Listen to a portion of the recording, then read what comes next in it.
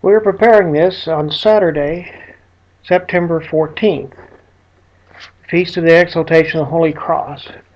Tomorrow, no, we won't read this tomorrow, but normally on the third Sunday of September, in the breviary, we read the sermon from St. Leo Pope on the fast of the seventh month. I'll read just a bit of it. The observance of temperance is assigned especially to the ember season, that we may learn as these seasons return in the course of years, how unceasingly we need to be purified.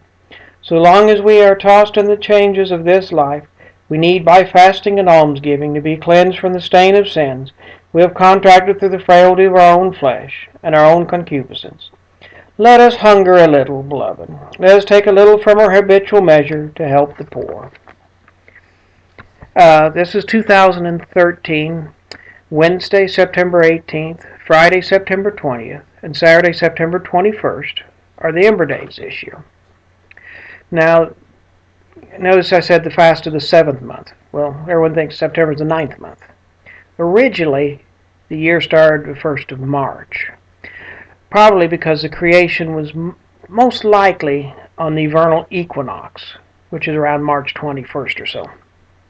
And thus, September, 7, is the seventh month. That's how it was enumerated in the time of Pope St. Leo the Great.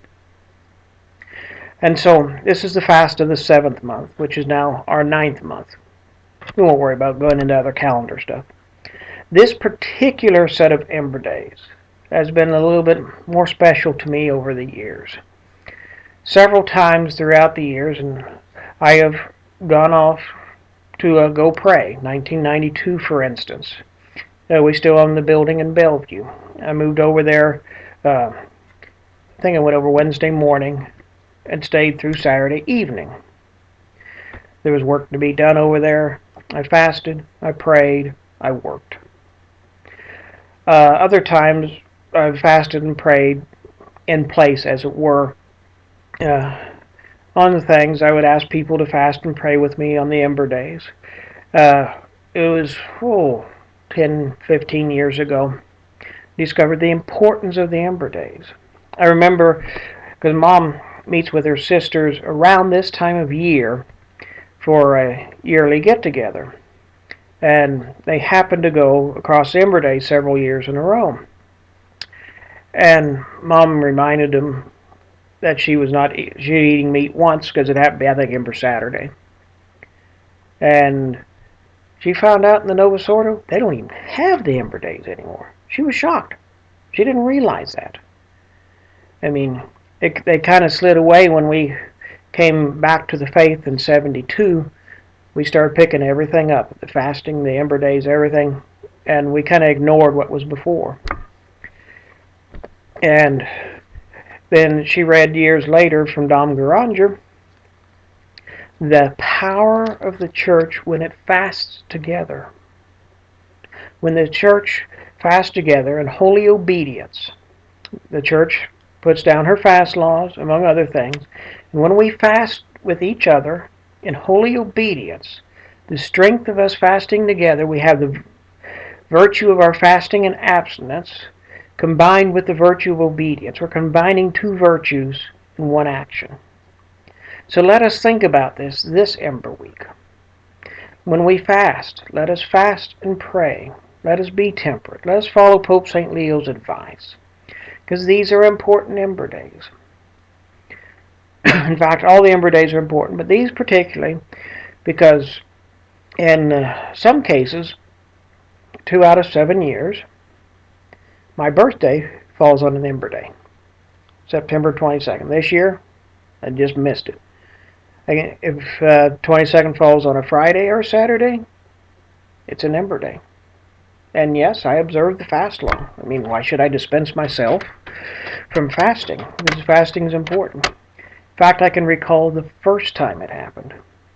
Way back in, it was in the early 80s sometime. And I knew my dad would like to fire up the grill and smoke a good piece of beef for my birthday dinner. And there's no getting around that. He'd want to do that. So I thought it out and said, well, meat once. what I'll do is I'll just simply fast the rest of the day, and then I'll come to the dinner and enjoy the dinner and eat it and accept this gift, which is given to me out of love. Because we got to remember to be accepting of gifts as well. All right, to add to, because I mean, people want to give, and it increases their joy when we joyfully accept. So I learned something that first Ember Saturday, September 22nd, the early 1980s. I didn't bother looking it up on the calendar. Had other Ember days. Mom's been gone on her trip. So I fast and pray alone. She fasts from where she's at, but still enjoys her trip because she's meeting with her sisters. So let us always try and combine the virtues. As we read on Ash Wednesday, wash your face, put on a joyful face. So as we observe these Ember days, let us fast and pray together. May God bless us on these holy Ember days.